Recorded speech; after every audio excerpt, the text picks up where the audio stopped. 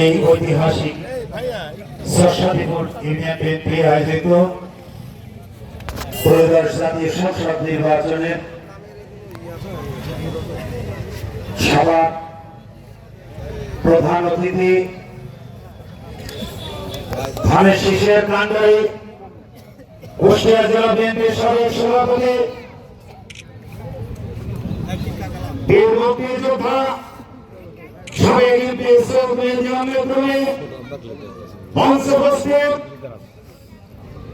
কুষ্টিয়া জেলা বিএনপি নেতৃবৃন্দ, কুমারখালী উপজেলা বিএনপি নেতৃবৃন্দ,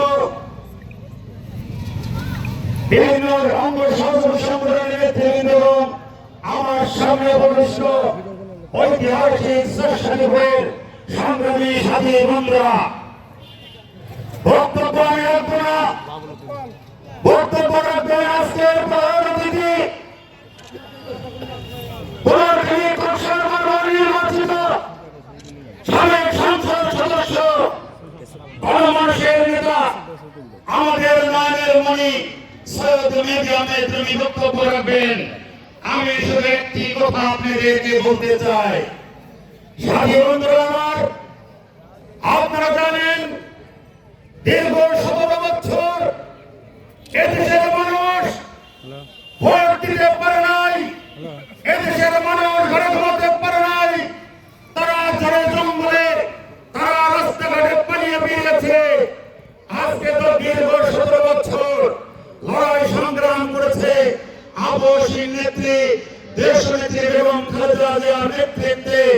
আমরা লড়াই সংগ্রাম করে এই নির্বাচন আমরা আদায় করতে পেরেছি। সাথী বন্ধুরা আমার, সময় এসেছে আমাদের সিদ্ধান্ত নেওয়া। প্রিয় সাথী বন্ধুরা আমার, এই ঐতিহাসিক সরস্বতীপুরবাসী অতীতেও বিপুল পরিমাণ ভোটাধিক্যে ধানের শীষকে বিপুল পরিমাণ ভোটে বিজয়ী করেছিল অতীতেও।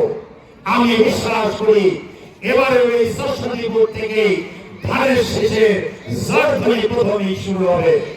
আপনারা আগামী 12 তারিখে সকাল সকাল ফজরের নামাজের পর ঈদের জামাতে হয়ে গোসল করে পবিত্র হয়ে লাইন দিয়ে আপনারা ভোট কেন্দ্রে আসবেন এবং মা বোনদের সাথে নিয়ে আপনারা ধানের শীষ প্রতীকে ভোট দিয়ে ধানের শীষকে বিজয় করবেন।